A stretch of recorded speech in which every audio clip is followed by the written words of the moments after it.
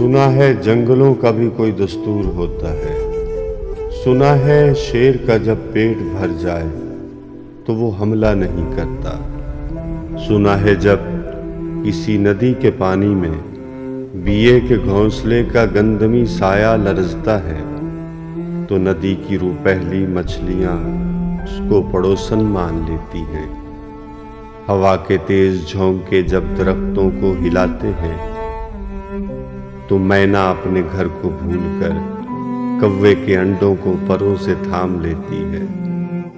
सुना है घोंसले से जब कोई बच्चा गिरे तो सारा जंगल जाग जाता है।